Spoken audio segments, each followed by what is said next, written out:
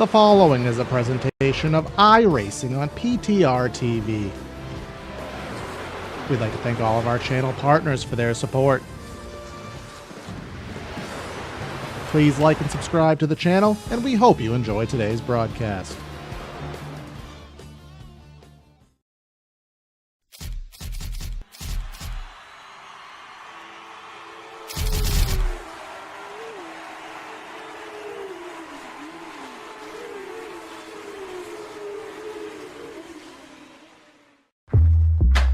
Whatever you drive, however you drive.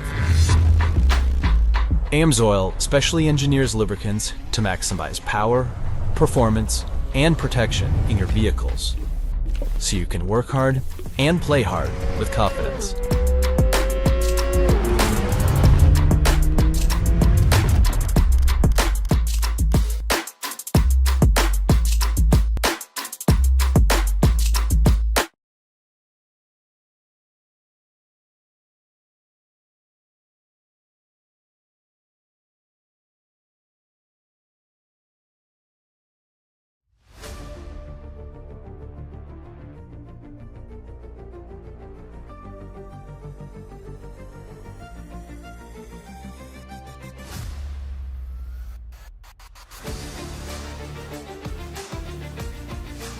There isn't a soul in NASCAR fan zone who doesn't want to see the Chicagoland Speedway come back into fruition. Seeing its last race in 2019 and being shut out in the pandemic year 2020 and really every year since then, the Chicagoland Speedway has been a track every fan wants to see with its multi-groove racing service, abrasive old pavement, and all drivers feel the same. Well, tonight we get to have some fun here today with a new series to the PTR TV family of broadcasts, and we are happy to give you all the action. Welcome everybody to the channel for the Triple Bypass Racing League here in our inauguration event with these guys, and it'll be the Chicago Deep Dish Derby for 120 circuits here around the mile and a half. It's going to be myself, Corey Silva, in the booth, and man on the cameras here in the production truck. And I have who used to be a former driver in this league, of course, our compadre here on the channel, Mr. Brad Dalton. So next gen cars here at Chicagoland. You know these guys pretty well, and it's hard to not have an amazing show at this racetrack. Yeah, good morning, good afternoon, good evening, everyone.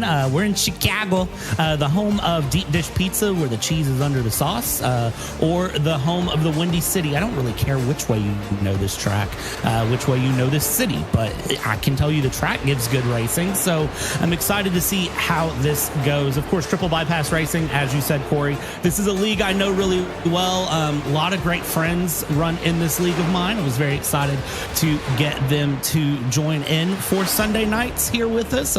Maybe some different things to go, but of course these guys, they don't just run on Sundays. They run 5 nights of exciting racing. They're always fun. I've raced Tuesday nights, Thursday nights, Sunday nights, Friday nights with them everywhere, so just depends on kind of how we're feeling. And of course they have a unique style that I enjoy, and you know, if we're gonna run the Deep Dish Derby, then I think it's gonna be a fun night here. And just ironically enough, the one car that I click on here, we'll find Sexy out. Ball Trip. Yeah, we'll learn about these little nuances here later in the evening. But the way that things are working here today, we will have, as we discussed, 120 laps, and practice is concluding here. And then we'll have a single car qualifying session for 5 minutes, and then we will head right into our event here. And I do have a little bit of experience. Actually, I have a lot of experience here at Chicago, but not as much recently. I did run an Xfinity race here this past week, as a matter of fact. Again, this track's super racy. You can drive really anywhere on this place, but you kind of alluded to me in the opening, Brad, before we went on air, that some of these drivers are going to be a little thrown off here. They practiced and expected things a little bit earlier in the day, and I guess you can say maybe there was a rain delay or something. We're racing a little bit later in the afternoon than what these guys maybe have anticipated. Yeah, looking through, I was kind of chatting behind the scenes and found out that things are set a little bit later, a couple hours later than they were expecting. We'll call it the rain delay because that seems to be the theme of today's racing is rain delays. Hold on. Are we doing group qualifying right now? It is group qualifying, yes, sir. Holy Toledo, I haven't seen that since whenever they axed it from the real world. I told you this was going to be a fun Sunday night. I told you. So, yeah, we're going to enjoy this one. I'm enjoying this one, Corey. I know you're going to enjoy this one as it goes. Couple of housekeeping things that I think we need to make sure we get out of the way. Just some things that are a little bit different than your traditional league. Of course, this is the Nichols OilPros.com series. Tex Nichols, of course, an AMSOIL dealer based out of North Carolina, and he is the main sponsor of this league, or of this Sunday night series. So big shout out to Tex running that. I believe that's a Harman Racing design there going through. So he has the Harman logo there on the side, the H with the flag built into it. But Tex, really nice guy. I've worked with him. I use AMSOIL and have him ship it to me personally for my vehicles. So great guy. And of course, the number 4 is running Star Wars. I mean, Corey, it is May the 4th. I played Star Wars earlier this afternoon in an orchestra concert. Why am I not surprised, man? Yeah, May the 4th be with you. And then tomorrow night, everybody get your tacos for Cinco de Mayo. 2 of the best days consecutively, depending on your cup of tea there. But the times are rolling on in as we look at the flag stand. William Emert there has the top time at a 30.2. If it's any relation, when we went to Texas here today for the actual race, if you watch this live, they were running 28 seconds around that mile and a half. So this slick surface here, a little bit less banking as somebody, the 78 into the door there, but this slick surface certainly slowing things down. That's Ben Harcum there in the Popeyes car. Probably going to be one that I fancy, because who doesn't love a nice Cajun chicken tender? Me. What? Well, I'm also allergic. The last time I had Popeyes, it almost earned me an ER room trip. So, yeah, I literally cannot have Popeyes. However, I will say the wife does very much enjoy a blackened chicken sandwich. So, somebody in the household enjoys it. I just personally do not. And what do we got here? We got ourselves a Wiener Schnitzel on the 714 of Patrick Swisshelm there. That's the best you're going to get from me with a German accent. So, a Wiener Schnitzel. A Wiener Schnitzel on the Patrick Swisshelm. I don't even know if that was German. Yeah, I don't know. I'm done with accents for the night. 23rd, and he will go to 22nd. Very small gain there. And Matt Parasini has broken the 29-second bracket, as has Steve McClendon there. Let's see what Sean Bradley can do here. 14th. This is one of the tracks where basically your first lap out is going to be the best one. So if you manage to stay out for multiple, the odds of you improving quite slim. Just as I say that, there goes Sean Bradley, P2, 29.97 in that number 77 car. So maybe it is a couple extra laps out. Let's see what Nick Jones can do in the 111 car. See if he cuts the apron. That's something that usually they do here at Chicago, but he'll stay on the circuit. And 19th, and he will gain 1 spot. Yeah, good runs from everyone there. Sean Bradley, of course, our race sponsor for the night. And part of the perk of being the race sponsor is you get to name the race. So if you're wondering why this is called the Chicago Deep Dish Derby, well, Sean Bradley is 100% the reason why. And we'll grab him during the stage break. We'll talk to him for a minute and kind of get an idea of why he wanted to call it that. And of course, he's running a Slaughter Racing design paint scheme there going through. 30 seconds left to go in qualifying. It's Robinson, Parasini, Bradley, McClendon, and Slaughter. And of course, McClendon was the champion in season number 7 last season. So he's going to be looking to start strong here today if he can.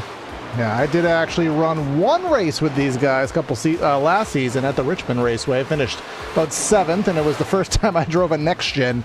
Oh my god, I don't even know how long here. So thought I was going to be a driver this season, but things changed as they like to do there in life. But happy to be here in the booth, and we'll see what does happen. But that is going to be the end of qualifying. They'll have their cool down, so anybody who is currently on the racetrack can run one more lap and see if they can better their time. And after that, we will head down straight to our grid.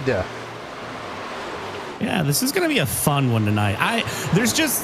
I don't know what it is about a Sunday night race to kick off the week. There's something good coming up on this. And of course, I've been looking at the calendar for the season, kind of getting an idea of where we're going on the season. Chicago, Dover, Richmond. We take a week off, of course, May 25th. June 1st, Talladega, Michigan, the Chicago Street Course. That's going to be a fun one. Nashville, New Hampshire, Texas, Indy, Bristol. And then, of course, our playoff is Daytona, Phoenix, Darlington. So this is going to be a fun, long season kicking off here tonight. I think the Chicago Street Course fun may be very subjective to the driver there. So I bet 2 guys love it. The rest might be dreading it because that track is surely a doozy, and a lot of people hate it because they want to race here instead. But either way, that's the real world. But either way, let's head down and give you that PTR TV starting lineup here today from Chicago. Matt Robinson from Skippers, Virginia. Never heard of that name before. 29.92. He'll go P1 with Matt Parasini, Brad's twin, if he was just a little bit older, in the second spot. Sean Bradley going to be in third. William E. Mert going to be in fourth. There's a town called Mustang, and he's driving a Mustang. I mean, he has literally no choice. Fifth, we'll find the likes of Ryan Hyatt there. I don't know why he took a picture right at the edge of the camera there, but either way, Steve McClendon going to be in sixth. Seventh is Jeff Slaughter. I can't believe I processed that picture for Kyle. What's his last name? Gresh. Sexy Waltrip. I can't believe I processed that picture. Cameron Kane in ninth, and then Brad Kress in 10th. Going from there, it is, of course, the boss man, Al Corey, in P11. Marty Rogers in 12th place. Going to P13 on the evening is Jared Jackson, and then Matt Harmon there in P14. Keaton Crothers in 15th, and Ben Harcum in P16 in the Popeyes car. From there, it's Nick Jones in the 111 in P17, and Jason Benson in the 42 in P18. Derek Catt finds 19th place in a Pizza Hut SpongeBob car. I respect that. And then Patrick Swisshelm in the Wiener Schnitzel car in P20. No, it's not. No, you have to. It's not. It's a V. It's a Wiener Schnitzel. In 21st, we got Dylan Freeman with the football helmet on. Let's see if he's a running back or a quarterback there. Tyler Rulas in 22nd. Tex, our series sponsor, in 23rd with Elton Wu. I think I said that more fun the other day. How did I say it? Elton Wu in 24th. Isaac Voss in 25th with John Crutchley. These pictures get me.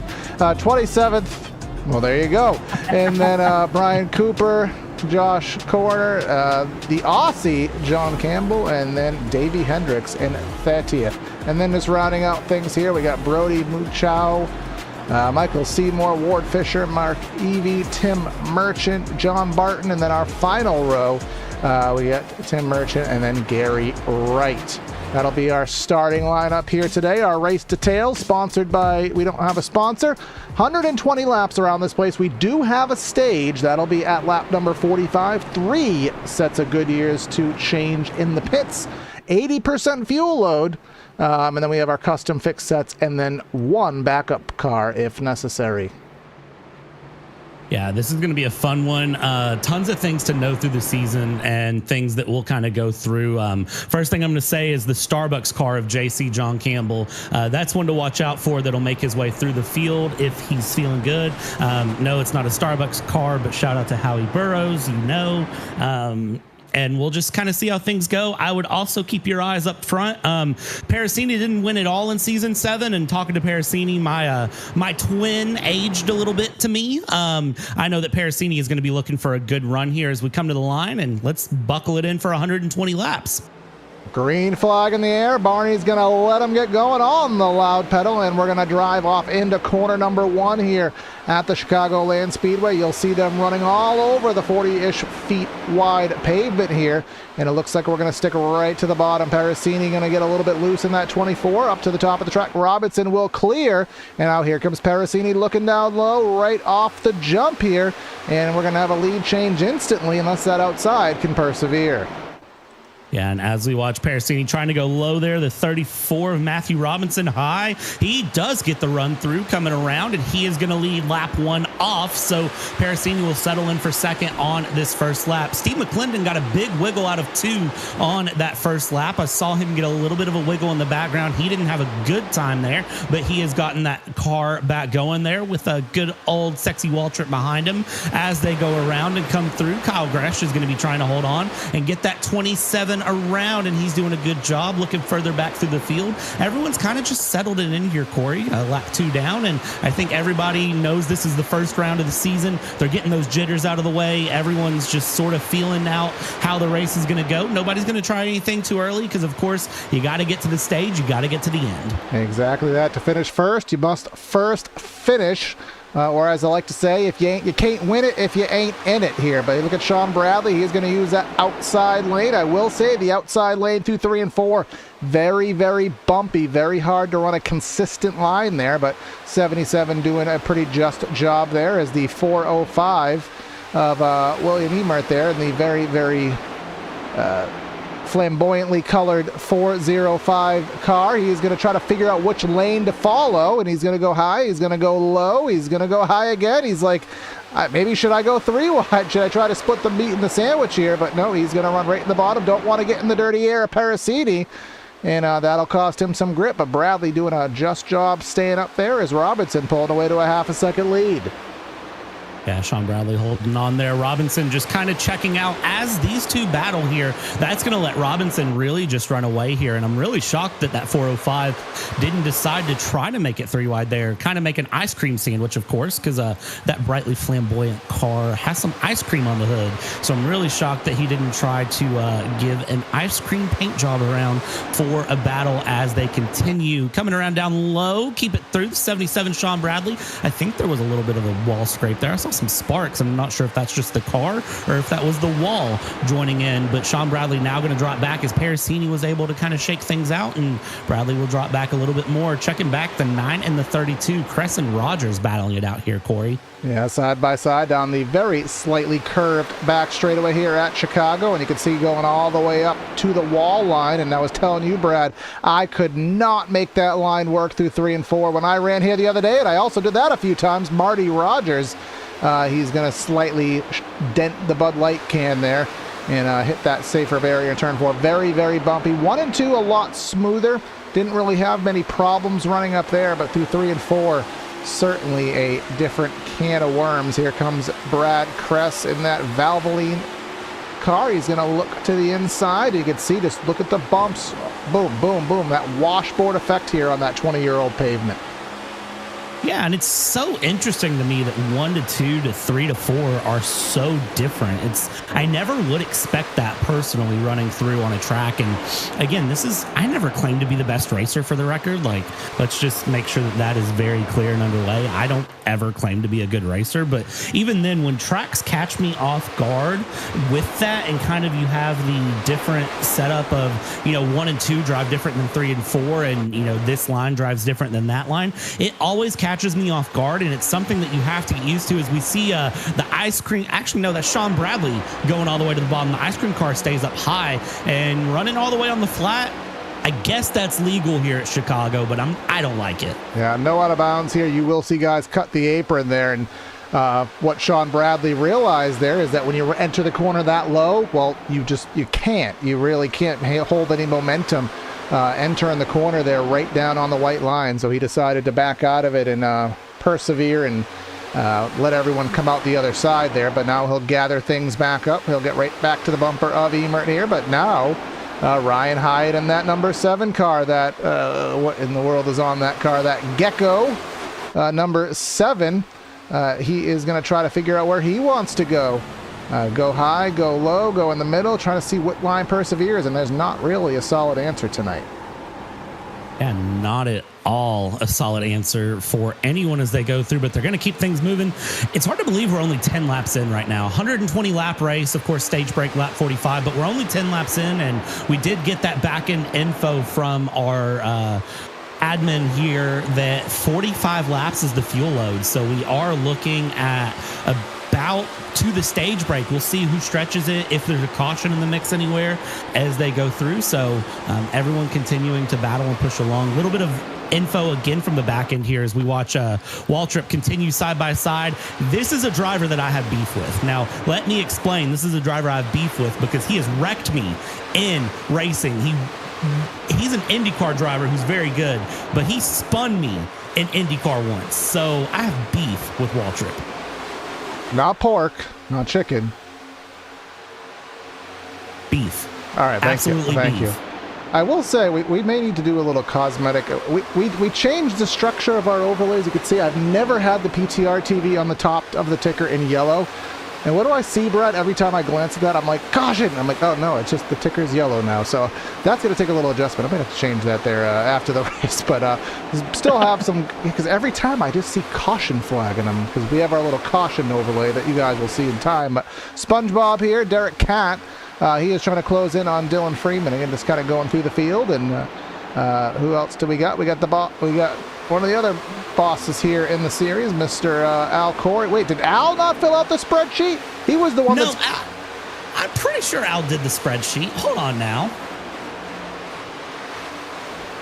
Well, I literally just refreshed it before we went live. So unless he typed in his iRacing ID number wrong. I don't know why. Possible. Yeah. He is number one on the sheet. I'm looking at it on the back end. Yeah, no. Al, we'll look at that after, but I will say Al's little driver fact is proprietor turn for Snack Shack. I surprisingly don't know what that means of all things, and I just did the same thing. I just looked. I thought we were under caution. Yeah, no. We'll get that one fixed going through. Yeah, black ticker effective next week here. But see Matt Robinson leading thing, the 2023 Super Heavy Max Daddy Champion. I have no idea what that is, but he won a championship, so I know that's a good thing. Yeah, literally. Our Star Wars car, our number 4 is out. The sim crashed on him right as the racing started, so he is out for the day. So may the 4th be with you. Well, for Isaac Voss, the 4th was not with the number 4, so that is one car out. And it looks like Tyler Ruyelis, the number 160, his mic is not working. Mics are required, so he is out. Keaton Crothers with a good pass there. Runner up in the 24 Hours of Daytona. What a legend. 7 Orion Hyatt. Got the wiggle of all wiggles there, but we got a battle for the lead up and forming here. Robinson may have shot out of the cannon, and now the cannonball is going back to sender here because here comes Parasini down to the inside. Door tap down the back straightaway. Opens up a near 3 wide. Sean Bradley thinks better of it. Getting really feisty here very early in tonight's running of the Chicago Deep Dish Derby here tonight. And new leader, Parasini. And I think that 34, he may engage into Alicia Keys mode because I think he's going to keep on falling here with that big gap and lost it. You could already see he is starting to get loosey-goosey. Yeah, where's the cheese? It's under the sauce. And where's Matthew Robinson? Well, he's about to be behind a lot of cars here as we go through. I have to make the Chicago pizza joke. Come on. I have to try it at least as we go through. Parasini's through. Parasini, I said it at the top of the broadcast. He's hungry for a win. He didn't win it all in Season 7. First time he hasn't won. 34 is wiggly. And look at Gresh trying to get a run there down low. Sean Bradley drops all the way down, goes through. And the ice cream sandwich down at the back. William Emmert is going to try to find a run with the 405 side by side. Robinson and Gresh is going to try to get that 27-34 into the wall again. And who is that coming steaming through? That's our defending champion McClendon. Patience is paying a virtue here as he is going to get past the ice cream car. I think Emmert may have slipped in some hot fudge there off turn 2. Let's take a look at that on PTR TV replay here. Just take a look. Woohoo! What a save there. That'll make that right rear tire highly unhappy. But, you know, he'll take that and rather still have the car to boot. But Kyle Gresh here in that number 27 automobile, he has closed in as well on the 34, and some company has been brought to his attention here. So a lot of battles up front. Parasini up by about a quarter of a second. Going a little bit further back, we have Affleck, Kevin Kane, and Dylan Freeman. No, that's Marty Rogers. Dylan Freeman is just behind. That 37 going up. We're starting to have the comers and goers effects here. You can see on the ticker, I switched it over to lap times. Some guys in the 8s, some guys in the 31s. About probably a 3/4 time delta between all of our competitors. I was waiting for either you or me one to make the Aflac joke. I'm glad you did. As we go through 34-51, Robinson McClendon keeping things together with Gresh following through at 34. Seems like he might have gathered it back up, Robinson, as we go through. Down on the low side, McClendon still wants the pass, still looking for something here side by side. This is the 3-car battle for P3 that you have on your screen right now as they go through. And you can see lap times, again, they're similar. William Emmert is still similar in the mix as well, but Keaton Crothers is faster than all of them, and so is Brad Kress. So I got to wonder, from one Brad to another, is a Brad going to make it up front? Eventually, they're going to try side by side. Look at that. Yeah, this is just the name of the game, and that was what I had noticed driving in the Xfinity car here the other day. Is this? It became harder later in the run to make that pass. I had committed all the way to the bottom of the track. I saw guys making the top, but I couldn't make the top work as hard as I tried later in the race. So it's kind of what you set yourself up for in the beginning is kind of what you're stuck with at the end. Here's Jeff Slaughter and the Spider-Man mobile, getting Spider-Man and versus the Sponge. I don't think that movie would sell too many tickets, but you never quite know. They're having a battle, and who's that ahead? I have the Truex-esque automobile. Again, I don't know the numbers and names as well as Mr. Bradley does, but we have Davey Hendricks, and he is trying to pass Freeman. And then just behind that, the boss man, Al Corey, he is trying to join this battle for about 12th on back. Yeah, and Al is the sleeper agent. Al is the sleeper. He's quiet, he's there, he runs, and then all of a sudden back into the race, he just runs it up front real quick. And somebody's been well off the track there. I don't know if you saw that as well as I did, but somebody's been way off down on the front stretch. So hopefully everybody's still running okay, doing okay. It seems like everyone's kept it on the track. Field's only separated by about 10 seconds or so right now for a majority of the pack. So I don't see anything too crazy running through as we continue around. That line up there by Crothers there, there's a lot of things I don't understand, and we won't go into that rabbit hole of full life things that I don't understand, but I don't physically, from an iRacing perspective, don't understand how he is running that top groove in 3 and 4. I tried it a lot of different ways. I tried a lot of different strategies. I tried that strategy hitting the wall. It didn't work out for me either. But just how bumpy it is. Let's see if he'll do it while we're on board with him. Probably not, because no one ever does. There it goes. There's a bump. There's a bump. And if you even get higher up where that shadow is, the Larson line, there's speed up there, but it's so hard to find it as just bumpy and abrasive as this circuit is. And Ice Cream and Mikey still having a battle here, 5th and 6th up front. As they run it through, wiggle there from the 405, another wiggle. I don't know how slippery that 405 is, but the advice is to keep your ice cream at 32 degrees or lower, maybe not, whatever the temperature is here at Chicago as we continue through. We never talked about the weather. Yeah, we didn't, did we? I said that we were 2 hours later than expected. I didn't talk about it, though. 78-degree track, 71 air. I mean, seems comfortable, but clearly not what these guys were expecting coming in. We are racing out of the actual race date. We are racing out of May 4th, which if you're watching this live, that's what it is. And this was 6:30 sim time, so I don't know if the lights will come on. They might come on, but it won't be dark out. But 120 laps, that'll probably take roughly 45 minutes. If this stays green, we will have one guaranteed caution as we do now. So. But either way, the track temp will only go down. It will not go up. But I am surprised at how well that Robinson is hanging on there in the 34 as Emmert and Gresh nearly meet fenders there down the back. But by the looks of the 34 about 5 laps ago, you're going to see the bumps. How are they doing that? By how he was slowing down, we thought he'd probably be 10th by now. But he is hanging on pretty steadily there in the 3rd spot. Just keeping things together, keeping things going and through, hanging on. I mean, right now, that's the name of the game as we go through. And I know you don't know this league as well, Corey, but I'm going to tell you this right now, and then I'm going to make an assumption. So there is someone. Oh, never mind. I'm going to hold on because this is a gaggle of cars going through. 45, 7, 31, 37, 32. How many 30s can we put in the mix? Are we going to go 3 wide right here out of 4 on lap 30? Corey thought about it there. Coming through is the 31, the 7. Keep things going. Ryan Hyatt, you doggone dog you. Hyatt is literally known as the Corgi. So, yes, I can call him a dog. It's fine. As he goes through, he's got that Geico car coming around, but he is really showing why he is known as the dog, battling things through, keeping things around. Oh, and the wall, really Freeman scraped the wall by himself down the straightaway there. But again, they are just 2x2, and the tires are just grading. One thing to note as well, we talked about the 80% fuel load there in the opening.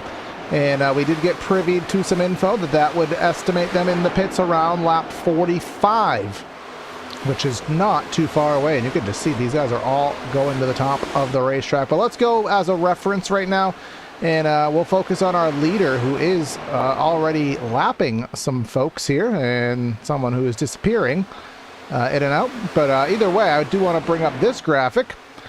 You can see best lap about a 30 flat, so he's down about a 1.5 seconds. And when we covered, what did we cover the other day, Brad, that had really abrasive tire wear? I don't remember what it was. We covered something. Was it Darlington last week? And there was so many strategy calls of overcuts, undercuts on the pits. You know, when to pit. You don't want to lose too much time on old tires. You don't want to, pit too late and not be able to use the tires, etc., etc.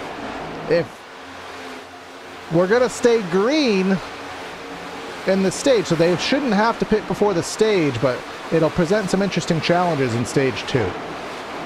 Yeah, and one of the things with triple bypass, they can run a full race green and never have a caution. I have seen them do it at super speedways. I've seen Talladega and Daytona go green without a single caution. It's doable in this league specifically. This is a league that takes the racing standard very high. Even though there is an iRacing cap, they still have a very high standard of racing that they bring in. And of course, they do penalize everything. And Dylan Freeman just has great music taste. I don't know what to tell you.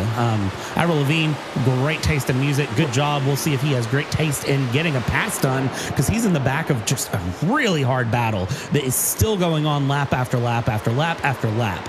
Now, this is the kind of battle that it's both fun and infuriating at the same time, because you can't go anywhere. You're stuck, and it's like, I just want to pass you. I know I'm faster than you, and you're just hoping for a little bit of a break, but the drivers won't give you a break, so they'll battle you side by side. You lose your tires, you lose your grip.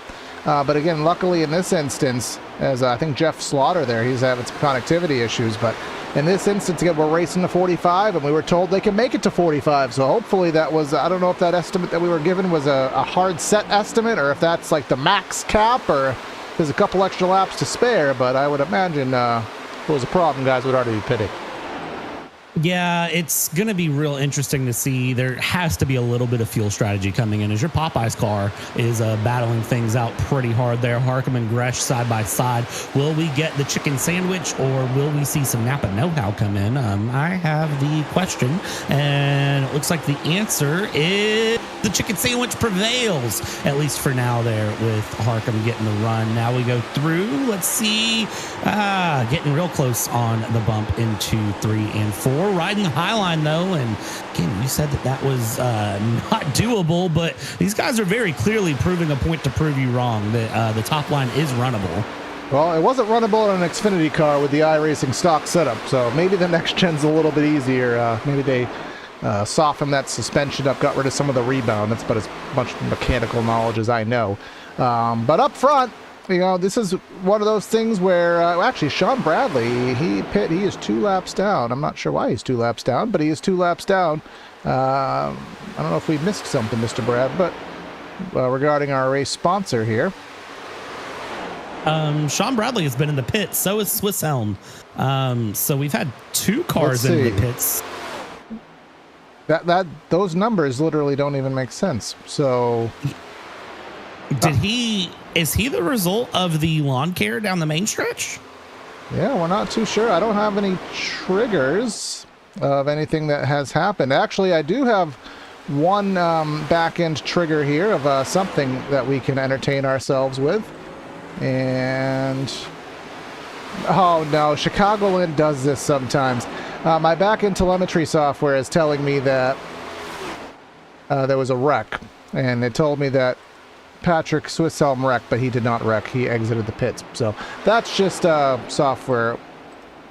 So let's not worry about that. But let's get back to what I was talking about regarding Matt Parasini. And this is one of those situations, Brad, where we talk about it here on the channel all the time. We forget to talk about the leader when the leader is absolutely just doing a butt whooping right here. Because remember, he had to get the lead. It wasn't given to him. He didn't get the pole. And now in how many laps has he led? Let's check it out. He has led 24 laps, and he's pulled away by almost 3.5 seconds. That's something. I told you he was on a mission. I told you he was on a mission. He's very clearly trying to prove the point. But here's the thing. After the stage break, he's got to hold on to it. And that'll be the easier thing said than done here is Gresh is battling it out with Harmon. Yet again, these two going side by side, bringing it through, keeping it around. Stage break just a couple laps away here, Corey. And then, you know what? During the stage break, we'll pull up Sean Bradley and I'll find out exactly what happened. Yeah, we will certainly ask. I do know that the stage will come out at the start of 45. It does not come out on the completion of 45, so that will be something to acclimate ourselves to versus things that we have witnessed in the past, so that way we can accurately depict when that caution will fly. But this is the best battle on the track. You can see who is that in the back. That's Robinson, who has started to go back as we predicted. Now he's back to the 9th spot. I was just saying that I was shocked how well he was hanging on. Well, clearly that didn't last very long because there he goes. But best battle on the track now, Slaughter and Rogers. And Spider-Man has just hit that Brant wall down the backstretch where. And here comes the Bud Light car of Marty Rogers. He's going to do not quite a slide job, but he's going to drive it in deep, and he will make that pass as we are on lap 44. So this will be the white flag for the stage. Yeah, Parasini bringing it throughout the backstretch. He's going to lose that 3.2 second gap, but I mean, that's a statement on the field. And I will say for Slaughter Racing Designs, he makes the paint schemes here. He's, of course, made the paint scheme for Parasini here in the Tennessee Storm Chaser number 24. Across the line, he will claim the stage win here as he is going to be very happy coming through. And there is your caution graphic, not the triple bypass banner, and caution on the field as the stage will come to a close. Yep, Matt Parasini will get that stage victory here, and now we will coalesce with our friend, the iRacing safety car, the iRacing pace car. There was an F1 race on today, and I watched about 3 laps of it, so I got some of the verbiage stuck in my head. The safety car. But there will be no strategy call on this whatsoever. It will be 4 tires. It won't be 4 sets. It'll be 4 tires and fuel. That'll leave 2 sets in the pits, which I think we'll probably have 2 more pit stops. So they'll have to figure that one out the hard way. But here we go into the attention of the pit road here at Chicagoland Speedway. Very easy to do it under caution, not easy under green. But hopefully everyone has a nice smooth stop. Yeah, as soon as Sean Bradley gets stopped, we'll pull him up. I don't want to disturb him while he's trying to get in to the pits here as we go down through the pit lane drone here and the pit lane cams. Parasini needs to have a very clean stop if he can. Comes through, gets things going. Everybody's getting in, getting stopped. Looking very good here. And, Robinson. Robinson, yeah, missing it there. Everybody coming through. And tell you what, let's grab our race sponsor, Sean Bradley, and have a quick word with him. Sean, it is Brad and Corey up in the booth. You got a copy, sir? I do have a copy. How you doing, boys? Doing good. So first things first, how did you go 2 laps down? Because we missed it up here in the booth, but I want to know what happened to you. I had a black screen, and I pressed Alt F4 repeatedly until I didn't have a black screen anymore, so that I didn't cause a caution. Okay, I respect that. Very good call there. Next question. Why did you call it the Chicago Deep Dish Derby? What made you decide to call it the Chicago Deep Dish Derby? To be completely honest, I asked Chat AI for some suggestions, and that one tickled my fancy. Okay. Are you a big pizza fan? Oh, yeah. Who isn't? Okay, good. A good Chicago deep dish pizza. That's actually what I had for dinner. So I was feeling festive today. So, Sean, kind of talk me through what you're thinking for the season. Obviously, you're a couple laps down this race. Can you get those laps back? Do you think you're going to get back up front? Or is this going to be round one as a write-off and we're going to look at moving forward? It really depends how the cautions lie. If there's going to be another one at the end of this run here. So if I can get back up there, then I'm going for it. But otherwise, yeah, this might be a write-off. But either way, I'm part-time this season. I'm not looking to do a full-time run, unless, of course, something goes my way, then maybe. But otherwise, it's just a play as we go kind of thing. I got you, Sean. Well, anyone you want to shout out or give a thanks to before we let you go? It looks like we're 1 to green this time by. Yeah, shout out to the guys that run this thing, and of course Tex Nichols for sponsoring the series, and you guys, I've heard you're doing a good job so far. Awesome, man. Appreciate it, Sean. Good luck to the rest of the race. Take it easy. Yeah, thank you, guys. All right, that is Mr. Sean Bradley. A couple computer issues seeming to be the name of the game here at Chicago. I think that's probably the second one that we've had thus far. Hopefully that trend does not continue. We know that is the equivalent of an engine blown here or a tire going down. Hardware failures here in the virtual world. But the iRacing insert sedan here pace car is going to take the hard left turn into the pits. Parasini will get stage 2 going underway here on the loud pedal in the restart box. Look at the jump he gets on the rest of the field as we dive off into turn 1. I hope Parasini didn't jump the start. It didn't look like it, at least. I think McClendon was just sleeping there as we go through, coming around, bringing the field through. And look at this. We're going to go not quite 3 wide, but almost 3 wide as that Popeyes car has decided he wants to be up near the front with McClendon, the defending champion, there in second. Back and forth, Kress and Davey Hendricks going side by side as they come through. Everybody keeping it together, and well, there's 3 wide in the mid pack there, Corey. Yeah, some good racing there as everyone's going to try to take advantage of those fresh tires and try to get what they can while the grip is there. If you like the cameras, we are using our Whiplash Sim Cams, some of the cool views that we are using here today. Take a look at the description if you are interested in that. But you can see some good racing going on. First and second half kind of separated from the bunch. McClendon leading the charge there in third, and then here they spread out. We see Ice Cream at the top. That's Emmert to the top of the racetrack. Who is that behind him? I think that is someone we haven't spoke of, Elton Wu, in the Home Depot car. He is throwing his hat into the ring here on the bottom of the racetrack. Robinson trying to recover from falling back in the race. He's going to look in the middle, perhaps, in the 34. 34, thinking about making things interesting, 3 wide. You heard Sean Bradley there during the stage say it depends on how the cautions lie. So he's got fingers crossed for a caution. Of course, Lucky Dog and wave arounds are on here, so he's going to be looking for something. The Series 5 Gen 4 champion here, Brad Kress, looking comfortable in that Valvoline car, bringing things through and trying to just bring the fight to Kyle Gresh if it's possible. Hold on to a top 5 for the day. That'd be a good result here. As lap 51 is now on the board, still battling things through, and Affleck hits the wall. I think more than just Affleck hit the wall. I think maybe it was Wu as well. They're off of turn number 2, but saw some smoke. Everyone does continue on well and dandy for the moment. Just going to scroll through the field and try to get everybody their little time in the sun. Cameron Kane in the 37 car battling with Jeff Slaughter in the 88. And going to leaving further back, Michael Seymour in the 87, Jason Benson in the 42, John Crutchley there in that number 48, going all the way through the back. You can see the multi-lane racing going on here. Still have 27 cars on the lead lap, final of them being John Campbell. Yeah, JC John Campbell there in the 117, the Krispy Kreme car, the Dunkin' car, the Starbucks car, whatever you want to call it. I never really know what the answer is for what car he's running. It is, of course, Krispy Kreme, but as I said earlier, Howie, of course, thought it was a Dunkin' car for the longest time and always called it a Dunkin' car, so that kind of stuck and will stick through. Nevertheless, Popeyes is up front, getting ran by that 56 of not Truex, but Davey Hendricks gets the run down low on Harcum, gets the pass done, and ice cream for William Emmert, who is trying to get another charge forward.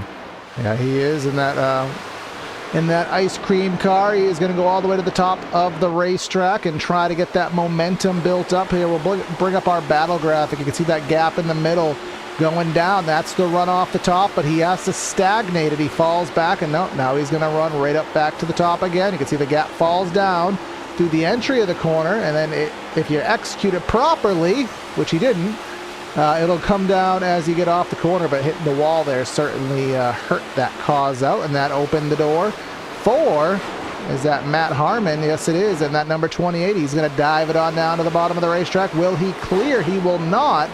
And again, that's just kind of how Chicago is. It's easy to get side by side, but it's hard to complete the pass. I can say that again as they go through. They continue. Why do I do that every time? I know where that's going to go, of course. Corey, the king of dad jokes here. So I'm just, not surprised. Anyways, back to on-track action. Davey Hendricks now running low there on Brad Kress. Gets the pass done and dusted up into fourth place. Now, Davey Hendricks might be on a run as they're trying to go 3 wide behind him there. We're going to have Ice Cream Chicken, and I'm not sure who the third car is in there. I think that was a Ludacris album. No, that was Watermelon Chicken and Beer. Maybe someone will take that to heart, and that'll be a paint scheme next week. But that's Keaton Crothers in the 809. He's trying to figure out where to go. Again, you're stuck behind a side by side. Everything in your racer brain says, "Let me go 3 wide," and you just try to think better of it. But not to be frank, I know that's what you like to be called, Brad, but look at this gaggle, and I do have permission from Matt Malone to say that. I used to cover him on the channel here. Dylan Freeman, Jason Benson, John Crutchley, Derek Catt, all of these drivers just side by side, 3 wide, and this is a little nerve-wracking. If you're Sean Bradley right now, and Sean Bradley said depends on how the cautions lie, he is watching that pack of cars and saying, you know what, if there's a caution to come, it's going to be this group, so let's just watch, see how they go. Nobody ever wants to see someone wreck, but doggone if they don't want to see a good battle happen, and if a caution happens to swing his way, he'll be okay with it here. That is not a commentator's curse if it happens. I'm just speaking facts on events here. Parasini now holding off McClendon, holding off Gresh, and Davey Hendricks is going to be trying to come for company as well as McClendon and Gresh keeping it there, and Parasini trying to just, I think, keep the tires under him here. We are on the run for potential green flag stops. They stopped 45. We know 45 laps, so lap 90 is 85 to 90-ish, maybe 95 is when we're expecting the next set of pit stops here, unless there's a caution. So we are looking for that sort of pit stop window to open up here around lap 75. So they got to survive until then. Yeah, they got to survive until then, and as we were saying earlier, the pit strategy with the tires, when to come early, when to come late, that'll all certainly make things interesting here. But I thought that McClendon was going to make a battle for the lead attempt there, going to the top of the track. The top didn't work in 1 and 2, opens the door for Gresh. Gresh will clear, and now here comes Davey Hendricks to clear. So McClendon goes from making a chance for the lead, making a bid for the lead, to falling back 2 positions, maybe 3, because Brad Kress is throwing his hat into the ring here. The Valvoline automobile trying to come on into the picture here in that 5th spot. All the while, Parasini is trying to do that fine balance of saving the tires and staying up front. And as they take things through and around, just got to hold on to it, and you've got to just keep it going. Parasini hasn't been able to pull near as much of a gap as he did before as we go through that. Ice Cream car is still running the high line, holding on there, as the Home Depot car is going to come down low. A little bit close there for a tap as we've officially crossed halfway race distance. It is now the final countdown to the end of this Season 8 opener as we go. And that 34, Matthew Robinson down low there with Harmon up high. He's got to hold on to it. They keep things close. And now the 34 might be dropping back yet again. He might be able to make down low work if he tries. I found a lot of luck making the bottom work in 3 and 4, more so than doing it on the other side of the track here in 1 and 2. I found the top of the track to be kind of OP, as I think they say these days, overpowering. But take that as what it is. I am not a Pro Series driver by any stretch of the imagination, but big wiggle from Robinson. And now here comes Wu. He's going to go down to the bottom. We're going to go 3 wide for a brief moment, back down to 2, maybe 3 if the 34 tries to dive the middle, but he will not. Wu's going to go Bob's your uncle, try to go 2 for 1 here. But Ice Cream says, no, I'm going to try to get that run, and he will re-clear to the outside. Robinson says, no, I got the side draft, I got the run, but he'll decide to be a little cautious with it. And we have missed all the while a battle and a pass for the race lead. Gresh just kind of said in the mix of all of that, woo, I go through, and here's how this happened. Parasini, Gresh. Oh, look at that wiggle. How did Parasini gather that up? Yeah, how did he gather that up? He hit the apron there and just sent him all around and squirrely, hitting that paint. Sometimes the paint gives you grip, sometimes it taketh, and certainly taketh there. So now he is going to have to get back on the saddle and try to get that spot back, but now he's lost the clean air, similar to Kyle Larson here today. In the real world, once you lose control of the race, you're back in dirty air. Similar to playing Mario Kart. Now you're in the back, so now you're getting the turtle shells, you're getting the banana peels, the bullet bills, but when you're up front, sometimes it's a lot cleaner up there. Yeah, and I think here's going to be the problem for Parasini is that's going to throw him off the rhythm. He was very comfortable, very set, just hitting his marks and going, and now he's went from just another big wiggle. Everyone's getting loose here. 3 wide coming off of 2. The 56 of Davey Hendricks, a 2-time race winner last season, taps the wall there. Now look at this. Parasini sends it back low. The defending champion is up high. Top 5 are really taking things out. Meanwhile, Kyle Gresh says, you know what? You 4 just caused a mess of this. I'm just going to take off. I'm done. I'm over it. Bye-bye. Yeah, Parasini just made that right rear tire done mad. And that right rear tire is not coming back. That's usually what happens here on iRacing. Once you get the tire mad, it might cool off, but it'll never go back to where it was. And maybe he can drive through it, find a new strategy to make that handling come where he wants it. But currently now in 5th, going for 4th underneath Brad Kress here. You see the 56 trying to find a new line. He really cut to the bottom there, but now McClendon, we talked about him going for the lead. Dropped back to 5th or 6th. Didn't quite work out for him. Well, now he's going to try to go for the lead now, but Gresh has gained a 1 second lead over the field. Mikey getting a 1 second lead on a track that doesn't have a plate on it. That's just unfathomable. So here's a fun little stat for you from last season. I'm going to name off the tracks that Steve McClendon won at. Richmond Raceway, Pocono, and iRacing Super Speedway. I have a feeling that McClendon is one to watch tonight here as we go through. And Davey Hendricks also is going to be one to watch at because Davey won at Miami and won at Auto Club. So if you kind of go off of the stats, they can win at some pretty varied tracks and do things pretty well. So I think those 2 are ones to watch. Parasini, again, didn't win it all last season for the first time. He's just hungry looking for a win. And then Kyle Gresh, I know Kyle Gresh knows how to race. So if Kyle Gresh can hold on to a gap through a pit stop cycle, that'll be the big thing here. Lap 69 across the line, going into 70. And, well, Parasini, I think, has thrown the parachute here. Or, I'll let you finish the sentence, Corey, has engaged Alicia Keys mode. He keeps on falling, but he's going back to 3rd. I might build that into a graphic one of these days. But you can see 24 laps on the current stint now, and just because I don't want to forget, let's just do, as we are slightly past the halfway point, let's just do a very brief through the field brought to you by... we don't have a sponsor for, but maybe one day. Currently leading that pitcher. That's just I'm just gonna call Kyle that pitcher Gresh. That's my nickname. I don't care what it is. That's my nickname. He is the leader now. Steve McClendon in the 2nd spot. Currently in 3rd is Davey Hendricks and Brad Kress. I always want to call him Nathan Kress for some reason from iCarly, so I have to keep saying Brad. He is in 3rd, 4th, and 5th. One of the spots. Parasini is going to be in whatever position he's not in. Ben Harcum going to be in the 6th spot.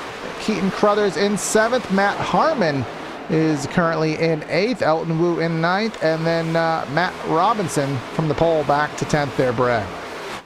Yeah, and going from there, we're going to go P11. Cameron Kane, Affleck, your insurance rates are going to go well up, buddy, because that's going to let through Freeman and Corey. Dylan Freeman just going to run away with that one. Al Corey, of course, going through. And Dylan Freeman started 21st, currently 11th. Not bad. Moving on from there. we're going to go Jason Benson is the next driver moving through. Then it's Marty Rogers, and started 12th, currently 15th. He's down the field a little bit. And then another big old gaggle of cars coming through. Michael Seymour in the 87, up 16 places on the day. Derek Cat, the SpongeBob car. And then, of course, Ice Cream is melting his way down the field. Jeff Slaughter Designs down into 19th. He's dropping down. Spider-Man not having a good day. And then Josh Corner in 20th. I chose to do this because they were settling out, and I'm like, let's do it. And then they all just go absolutely nuts because I try to do it through the field. John Crutchley in 21st. Jared Jackson in the 22nd car. He's driving a Lexus. How'd that get permissed into the field here? Ryan Hyatt in 24th with Tex, our sponsor here with AMSOIL, in 25th. The Krispy Kreme automobile of John Campbell, in 26th. Sean Bradley, that Alt F4, has him 27th. Still waiting for the free pass if we can get a caution. Patrick Swisshelm there in the Wiener Schnitzel car. And then Nick Jones on track 29th. Cooper, Barton, and Voss all since retired from the event. And I will tell you, Mikey's doing Mikey things, and that's losing a lead. Of course, relating to the real world. I don't know him in the sim yet. But he is down to 3/10 from what was about a second. Yeah, and we'll see how that goes. I wonder if that's a little bit of saving tire, because looking at times, I mean, he's not bad on pace right now going through. I mean, Brad Kress is faster than him right now. McClendon is running very similar. So, I don't like what you just cut back to. No, Parasini, come on, watch out as he goes through with Davey Hendricks and Elton Wu going through. Oh, there's a wiggle. There's 3 wide. Elton Wu puts that Home Depot car into the wall, and I wonder if Home Depot can help him knock that out as they go through. And all the while, Keaton Crothers staying well out of the way of this. Yeah, they were 3 wide. Elton Wu scraping the fence there in that number 5 car. He will fall on back. Robinson still in 10th, hasn't recovered at all since his pit stop. Well, rather his just faux pas falling through the field. But 809 of Crothers, maybe he'll hit the fence. And now Davey Hendricks taking a look to the inside, maybe taking a send to the inside of Parasini there, but he will have to fall back in line. Parasini using that middle groove successfully there. Popeye is just ahead of the battle here. Ben Harcum. And this is all about 2.5 seconds off the lead, but our lead battle is hot and heavy now. McClendon, and not just McClendon, Brad Kress. We get a trio for the lead as McClendon hits the fence. Yeah, very clearly the car handling is just getting loose on the long run here as they continue along.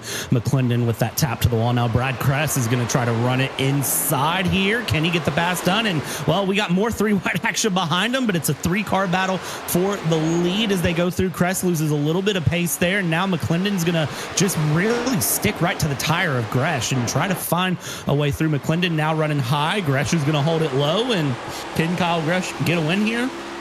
He certainly would be happy with it. Usually, Kyle Gresh is a good road course person.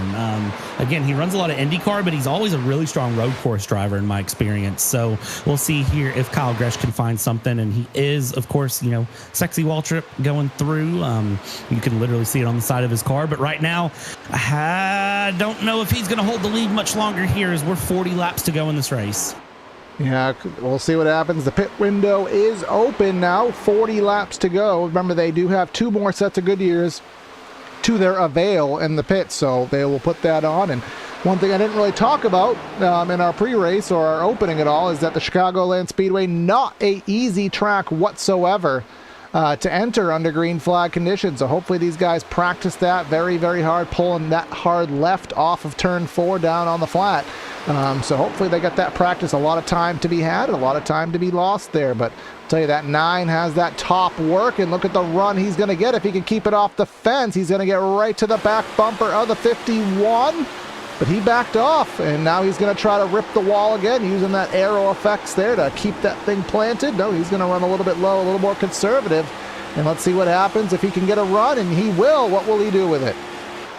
He's going to have the run here holding on, but the run stalls as the 27 goes up, defends. But McClendon down low is really the big problem right now for Gresh, as he has to kind of pick who he's going to battle. Is he going to battle McClendon? Is he going to battle Kress? Who's the best one to run? As he gets a big wiggle there off of 2, and that should open the door for McClendon to get by, but it doesn't. McClendon still not able to cement this pass through, going off of 3, coming through 4, coming around and keeping the battle going. No, Kyle Gresh somehow, by all sorts of miracles, I don't know if you want to call it a Christmas miracle, a birthday miracle, a lucky round 1 miracle, holds on to it, and McClendon still showing in second by maybe a paper width. Oh, here goes Brad Kress to try to put the turkey in the sandwich there, maybe go 3 wide. Well, not quite 3 wide. McClendon a little bit further up.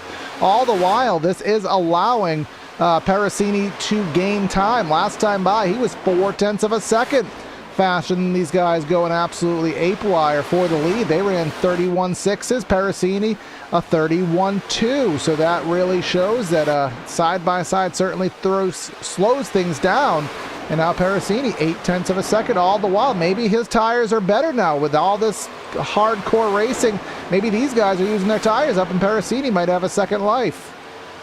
Yeah, I'm pretty sure Parasini was okay with dropping back here because it lets him save a little bit. Of course, we went lap 45. We're 5 laps from that magic 45 lap number of where we would expect them to have to pit. So the pay window is open. The pit window is open. The pay window is open. And I'm looking to see if anyone has cashed in that second pit stop yet. Ryan Hyatt has, Jared Jackson has, Matthew Robinson has, Sean Bradley, of course, has had his 1 pit stop. I don't see anyone else stopping yet going through, so nobody has decided to pay in on that second pit stop yet, but they've got 5 laps to figure it out. Otherwise, they might be out of fuel. Oh, here comes McClendon. Real loose. No, he's in. Yep. Okay.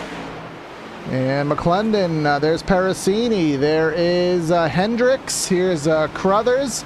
All coming down to the attention of their crew here. And here at Chicagoland, lap 35, losing 1.5 seconds per lap. They have to come this time by. They got about 5 more laps to play with. But we always say, do you want to be the chaser or do you want to be the chasee? And I'd always want to be the chaser. Well, to an extent. But this time by, Gresh is going to remain on the track. And same can't be said for Kress. Kress will come down. Yeah, Kress opting to go in there. Good decision. And man, you can tell just how hard that coming off of turn 4 into the pits is, as here's McClendon coming out. But yeah, I totally thought there was a wreck happening when McClendon was coming in. I forgot just how rough it is to pit under green here around Chicagoland. But very clearly able to get that through and around. And SpongeBob. All right, can I do it, Brad? Yes. There we go. It's not as good as it usually is. There we go. I thought it was pretty good. I thought that was a pretty good SpongeBob impression, Brad. His sexy wall tripping instrument, Corey. I just want to play my clarinet. So, all right. That's all I could do. I used to be able to do a Mr. Krabs, but those days have completed themselves. Wu is in the pits, getting his 4 sets of... Why do I keep saying 4 sets of tires? I mean, I'm sure these guys would appreciate 16 fresh tires on, but that's not going to be the case. But Gresh is doing something. You know, we always do this, Brad. We question the strategy of guys who have more talent than us. He's staying out. It's what we're paid for. Yeah, he's staying out probably, what is this, an extra 4 or 5 laps in relation to Parasini, McClendon, and company. So that is, what, 1.5 seconds a lap? So that's 1.3. That's 3 seconds. Now he's on 4.5 seconds. If he stays out again, that's 6 seconds. And with every lap that ticks by, you have less and less laps to use those tires to close in. I'm going to counter really quick. Is he expecting another caution to come up? As more cars are in, more pit stops are happening. Here comes SpongeBob to get that Camry repaired from his little wall tap. I don't see too much damage on that car, but is he expecting a caution here under green flag conditions with these green flag pit stops happening? He may be thinking that somebody is going to bin it trying to get into the pits. It's on his sticker, too. Look at there on his driver sticker on the dash. This is his brand. His YouTube is literally youtube.com/sexywalltrip. When I walk in the club, this is what I see. I got a Mikey in my No, I can't make that work. That Sexy and I Know It song. I was trying to tie it into Wall Trip on the fly. Couldn't do it, but he's staying out. He's all the way at the top, so he's committed one more lap. Now let's reference McClendon. McClendon is coming off of 4 here, and he is in lead lap. He's in lucky dog position, so he's about 1.25 laps behind. You can see this is our leader, and that blue car is McClendon. Yeah, so Gresh needs to pit. I mean, he's losing tons of time. Is he slowing down there to get into the pits here as McClendon comes through? So 37 seconds. Nope. So you lose from cone to cone. This is a stat we use here on PTR TV quite frequently as Crutchley in the Stay Puffed car. The lane time from cone to cone, which I have that cone to that cone, that's about 38 seconds. Now, you do have to navigate down the pits on the access road on the apron through 1 and 2. So you probably lose 42, 43 seconds pitting here under green. McClendon's on the lead lap. Gresh is going to be at minimum, if he pits this next time by, he's going to be at minimum 10 seconds off the lead. But he is going to have fresher tires that he can run to the end. So maybe he is really counting on the undercut being more powerful. But, he's only going to have about 25 laps to use them. So what's the pace fall off already from McClendon? Let's look at that. Where is this at? So, here he comes. Here he comes.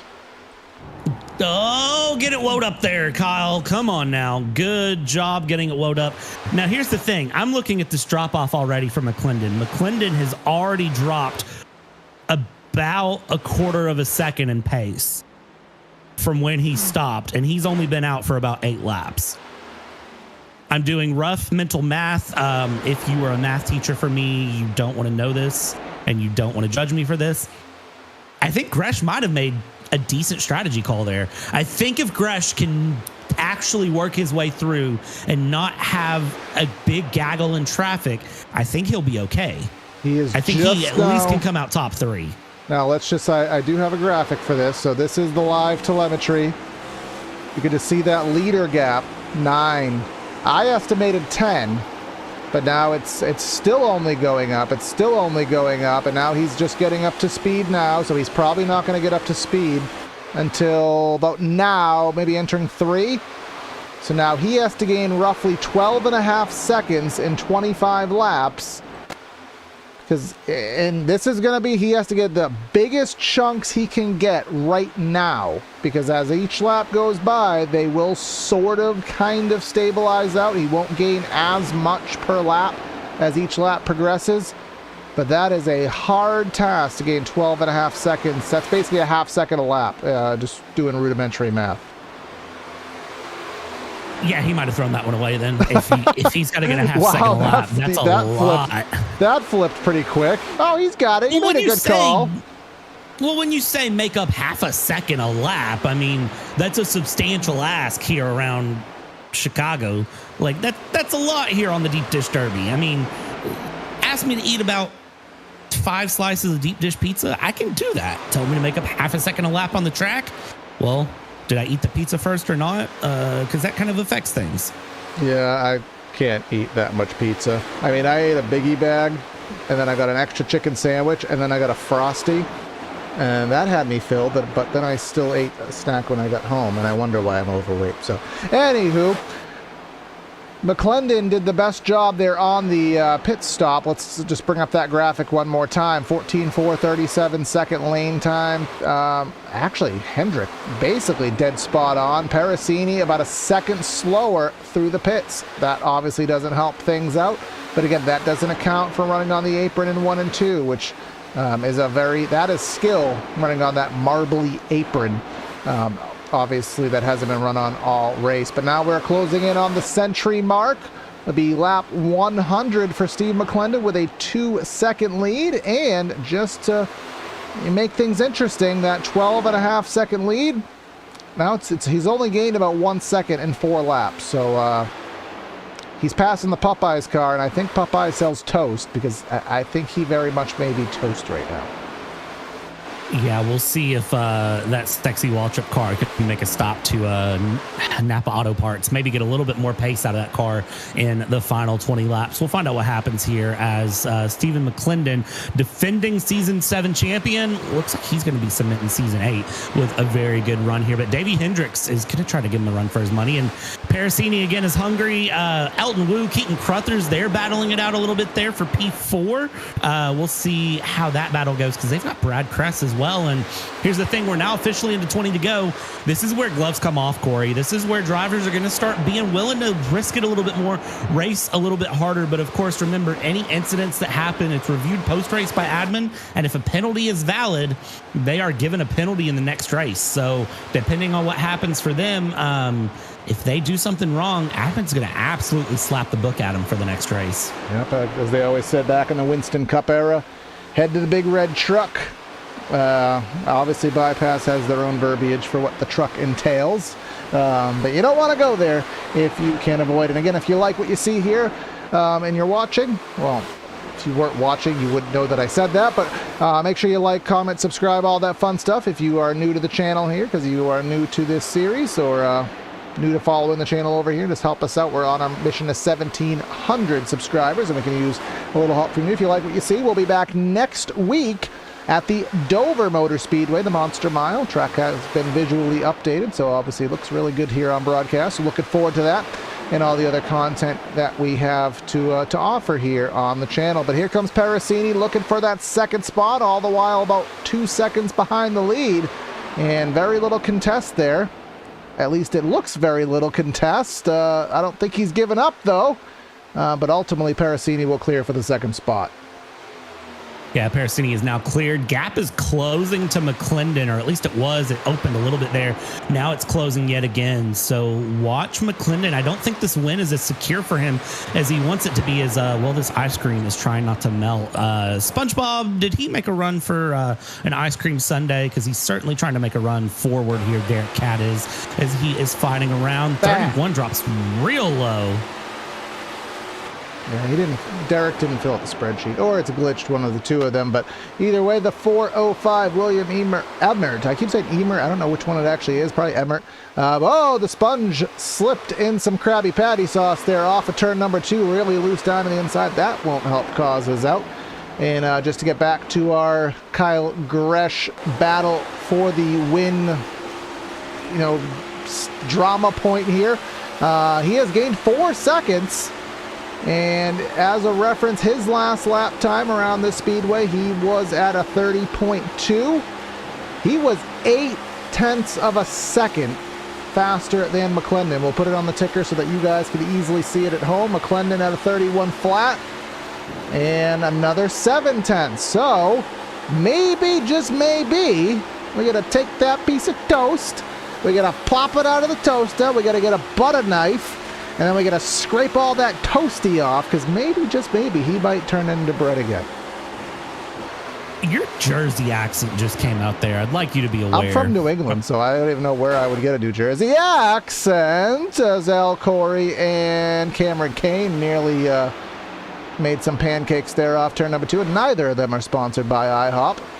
I know Canadian Tire sells a lot. I know you could buy a Blackstone griddle, so perhaps you could get a pancake from Canadian Tire, but I don't think they sell the mix for that, unless they sell it in those little camping, emergency meals. But either way, that's Al Corey in the 15th spot, Jarrett Jackson ahead, and then Dylan Freeman behind. Yeah, Affleck car there.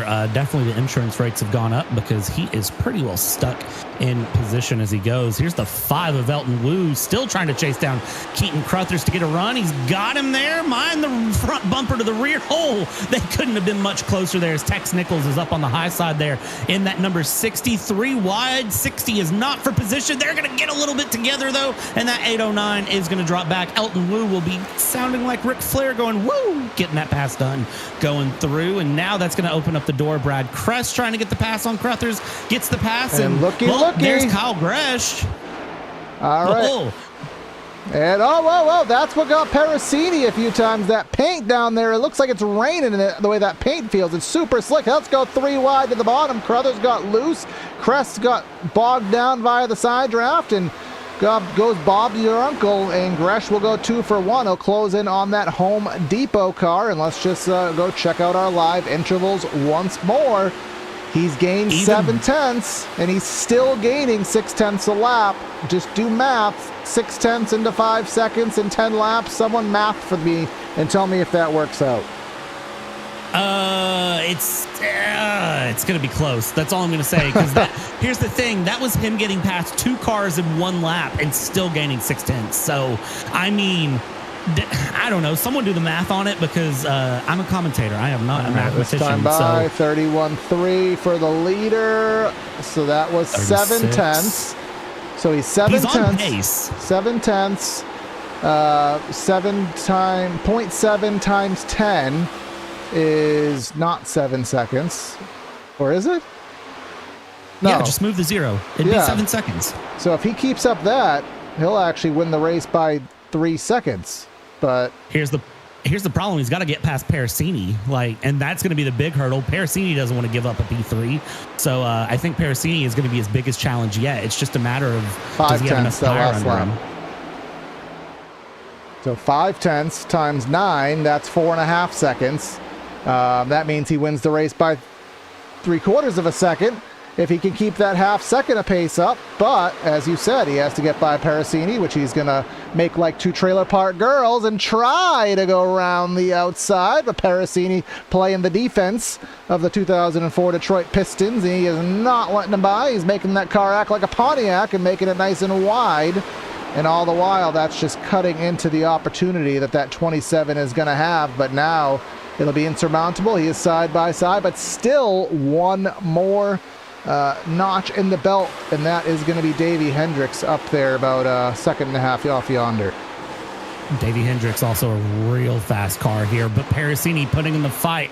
I think Gresh might have used the best of his tires here, as Gresh has to go very defensive down the inside here, as Elton Wu is now going to give Parasini a run. Gresh clears very high there, holding on. Parasini's going to fight it back down the inside. He said, no, I'm not giving up my top 3. I'm going to fight this one on and go through. And whoa! Big wiggle. Parasini drops way low. That is probably that fight done and dusted and over. Yeah, that was just a Herculean wiggle there by Parasini, and we haven't done this yet, but let's give him a award that we offer here on PTR TV.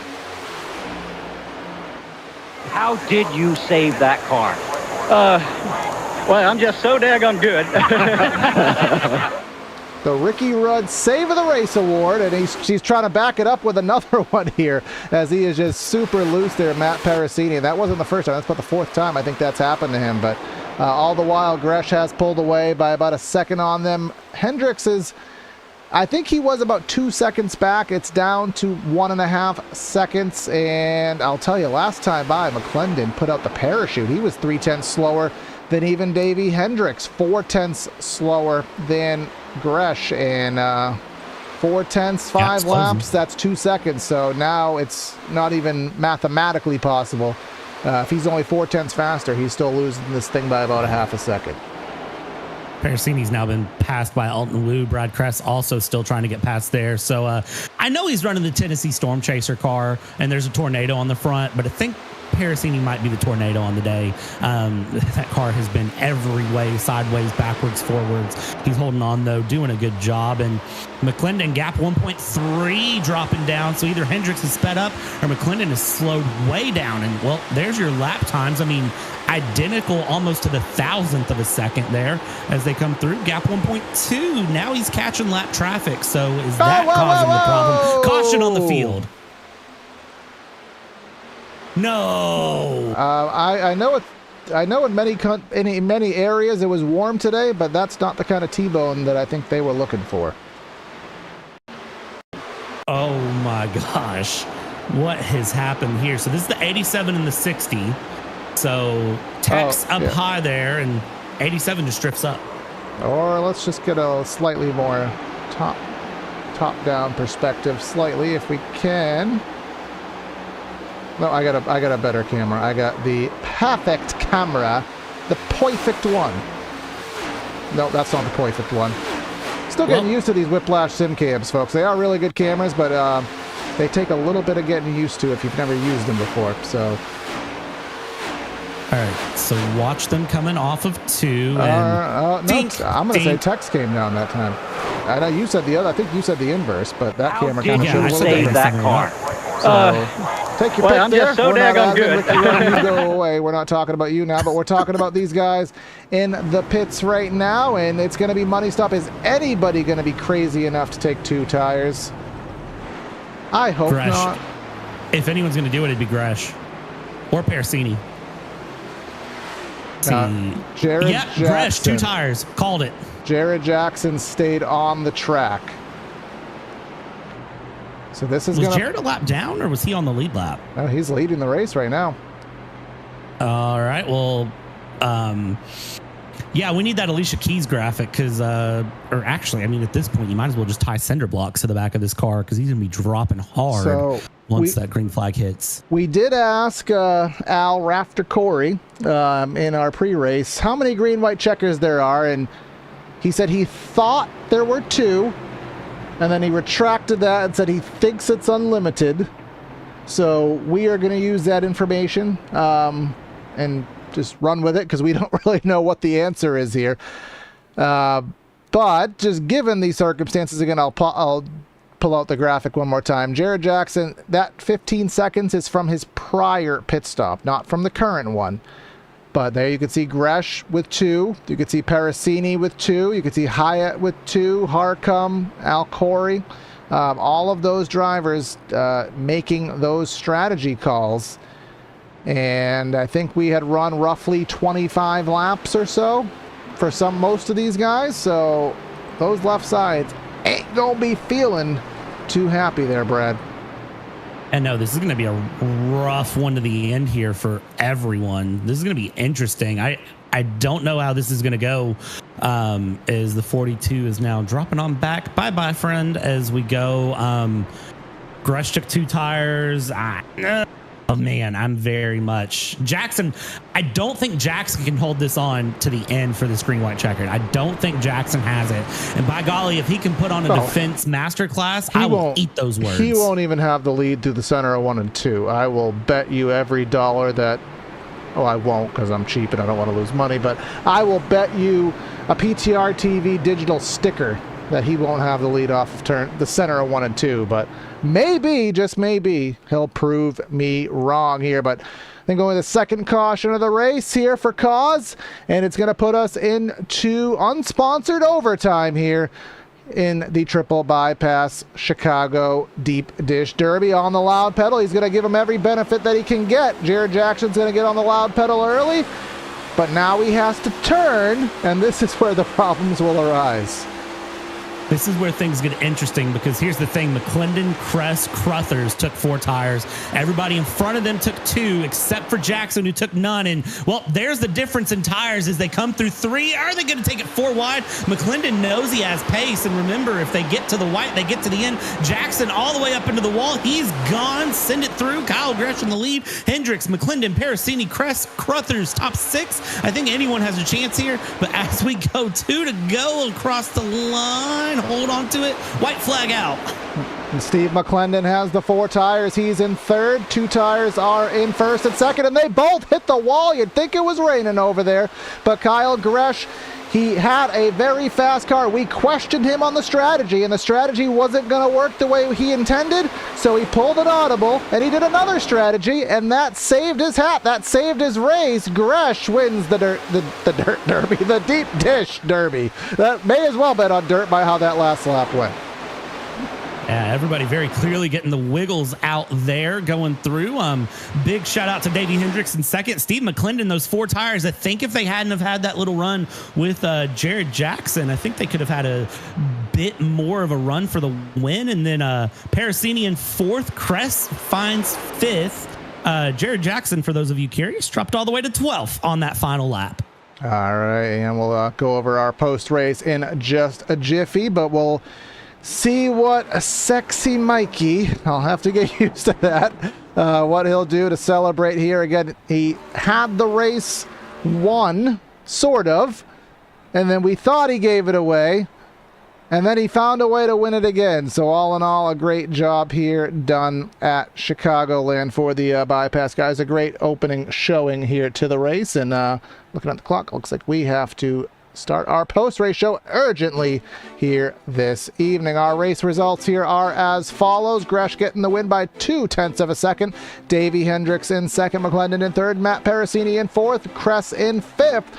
Ben Harcum, Keaton Crothers, Matt Robinson, Matt Harmon, and then Ryan Hyatt running out our top 10.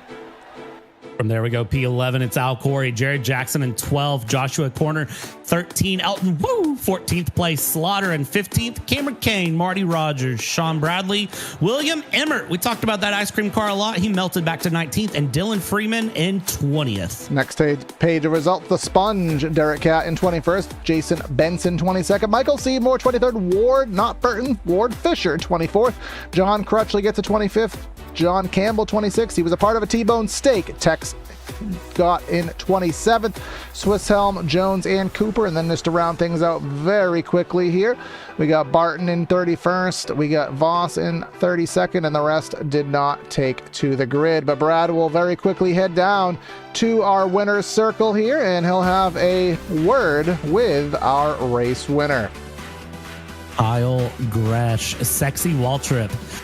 First of all, your picture is hilarious. Second, congratulations on the win. How are you feeling? Man, it feels great. I haven't won one of these on an oval in a minute, and I was laughing when I got in the lead because I knew you guys would have to show that photo, and it's always interesting when a broadcaster sees that. They're always like, I had to clear it with admin to make sure that that photo was no issue, and they said, that's his whole brand. It's okay. So, yeah, the photo was interesting. Corey has more qualms with it than I do, but we'll let it go there. I just had to open up my my book a little bit to say it nicely. Oh, well, he'll be fine. Oh, we got two Corys. Oh, okay. Yeah, I was like, it's fine. It's like, no, it's the other one. No, it's Corey Silva here. So I got to ask, how did this race treat you? It seemed challenging out there. Yeah, that's just I don't know. It's just like I like I said, I don't really get to run the next gens that often, but no, it's always funny like trying to get in behind people and like realizing how important dirty air is. I do Indy cars every once in a while, so like I'm used to kind of like just immediately as someone goes to the bottom, just trying to do something else. So I feel like that helped me a little bit, but yeah, it was just like try to get to the bottom, preferred on like new tires, but then like you can kind of get the top lane to work, but you really need to get the top lane to work when you're running in traffic and stuff. Yeah, absolutely. So, Kyle, this sets season 8 off on a good run here. What's the plans for the rest of the season now that you have a win under your belt? Dude, I don't even know. I wasn't expecting to. I decided to do this race like 5 minutes before it went live, so I hope I can do maybe most of them. Not sure if I'll be here for the playoffs, but life comes first and fun little games come second. That is the truth. But man, it's congrats on winning here the first round of season 8. It was awesome to watch you run through and see you go through. And it was great to hear Corey Silva up here in the booth have to kind of get comfortable with the Sexy Waltrip brand. Oh yeah, it's always a fun one when you get to throw that at people, and some people aren't as receptive to it as others are. Well, man, it was a lot of fun. Congrats on the win. We'll let you go celebrate, and we'll catch up with you later. Thank you. All right, and I think we get time for one more, and we'll bring up our second place finish here today, Mr. Davey Hendrick. Davey, you were up in the thick of it. This seemed like a phenomenal race to be in the driver's seat in. A lot of battling, and then all of a sudden a green-white checker where everything went astray. What was your thoughts when that last second caution came out? I thought it was going to be green white checker after green white checker. I thought we would have had a couple more after that, honestly, because typically that late in the race and there's varying tire strategies, usually things go wrong. But we kept it together, thankfully, for the most part. I think I was going to get second regardless. Before that caution, Kyle man, he could have rated me down. I'm not really sure, but I don't know. I'm glad I made it out in one piece. And I made it out in one piece. Obviously, it said looked like a blast here today. And obviously, race 1 of the season, so a good confidence booster. And next week, we head to Dover, the Monster Mile. Completely stark difference from what we did here today. How do you take the confidence from a second place here and translate it to next week? Start in the back, work my way through the pack, and hopefully I can avoid everything. Dover's a great track when you can get a good solid race going, but if it turns into iPacing, it is pretty miserable.